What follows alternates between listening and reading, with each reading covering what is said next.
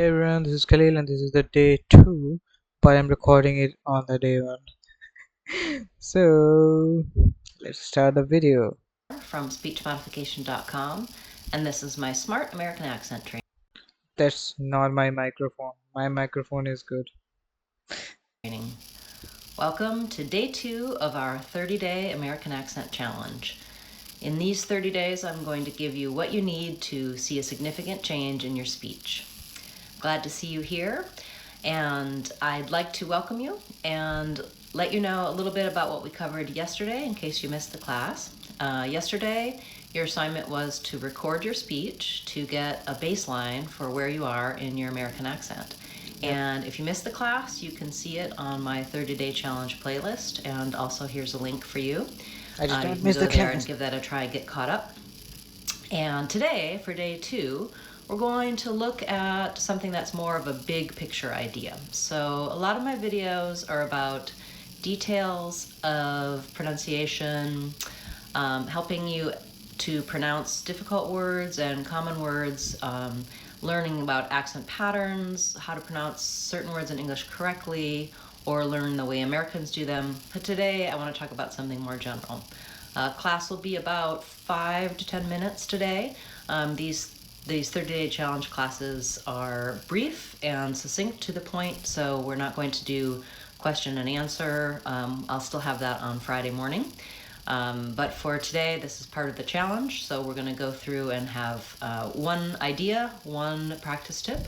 And like I said, yesterday we looked at getting started, having a baseline, and today we're going to look at a big picture idea, Okay, I'm and to listening. get a general sense of something that's important to know when you're learning the American accent. So even though it's very useful to know and practice on the sounds of English, to determine your accent patterns, to practice pronunciation, I want you to think today about how we use phrases, phrasing, and pausing when we speak. Our speech has what I call thought groups, and these are little chunks of words or phrases that go together in terms of their meaning. In writing, we might have commas and periods between the thought groups, and in speech, we have pauses and intonation patterns. And so today's assignment is going to be to learn to listen for these thought groups. Eventually, of course, you want to be speaking and using the intonation patterns for thought groups, but first, being able to hear it in native speakers' speech is going to be really useful for understanding the concept and getting some of the big picture pieces of intonation in the American accent. So we're going to listen together for thought groups in this video. And you can also go to my website to day 2 of the 30-day accent challenge and to see this exercise written in sentences. I've made a PDF for you there that you can download that gives you some visuals to help you with thought groups and gives you some practice. There's also an audio recording there, and when this video is finished, it'll be part of the day 2 challenge on the website, speechmodification.com. And here's a link, you can go directly to that if you're watching the video on replay. There's a link below in the description if you're watching live. Of course, if you're watching live, stick with me because we're going to do it together. Okay, so I'd like you to listen to me for a moment. I'm going to talk for a few minutes about my weekend. And while I'm talking, I want you to try to listen for the thought groups. So basically, you're going to be listening for where I'm pausing and trying to listen to the intonation patterns. And after I'm finished, we'll go through and look together at what those pauses, those thought groups were. Okay. Over the weekend, I went for a hike. It was a pretty cold day, so I had to wear a lot of warm clothes, including a hat and gloves.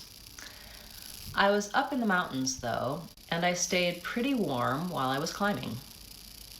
After a mile or two, there was a lot of ice and snow on the trail.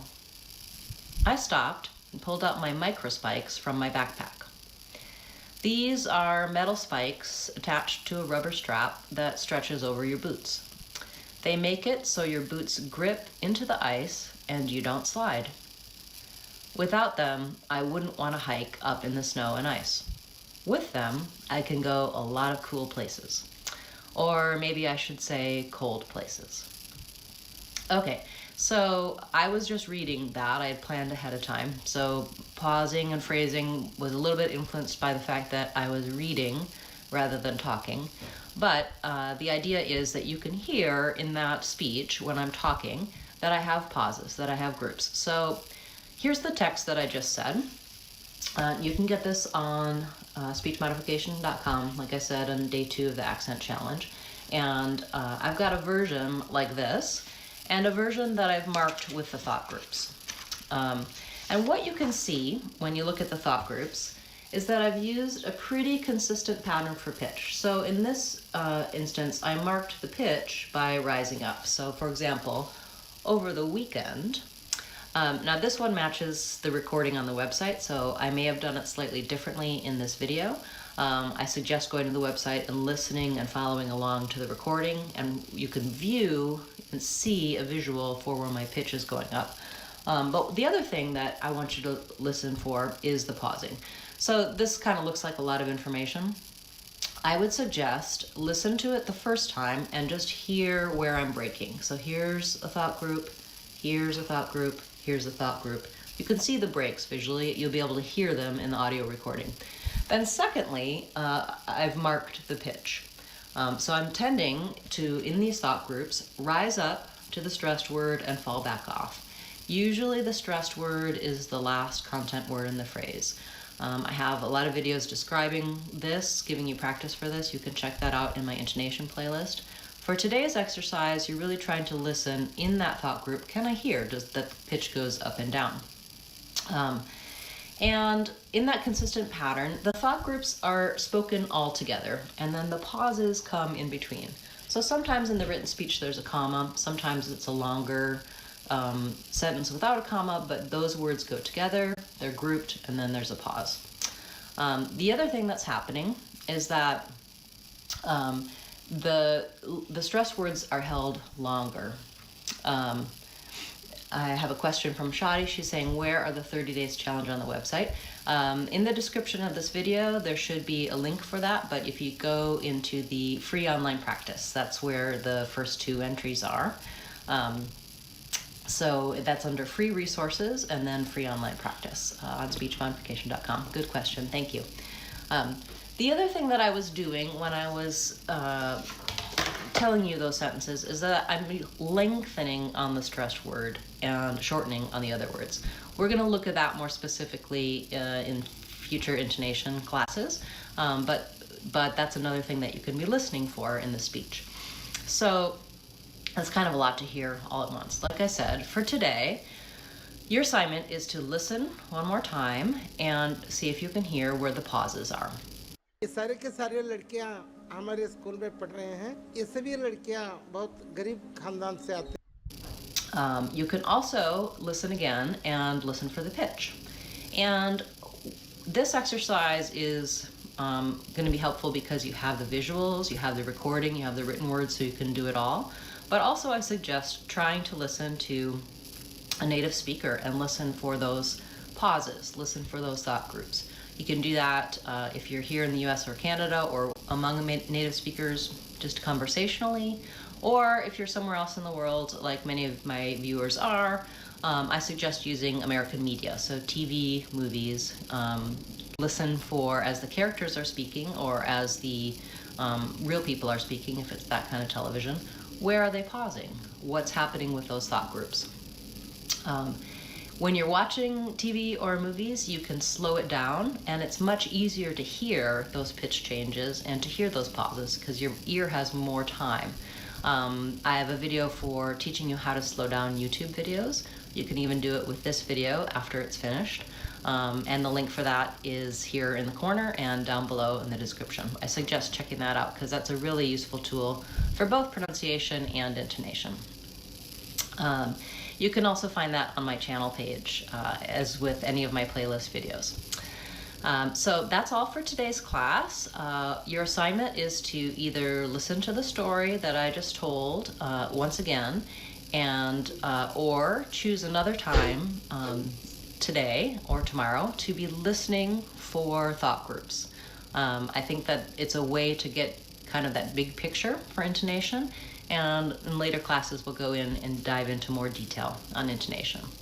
Um, we'll be using the concept of thought groups for future practice in our 30-day challenge. So please join me live the next 30 days for a new practice tip every day for 30 days.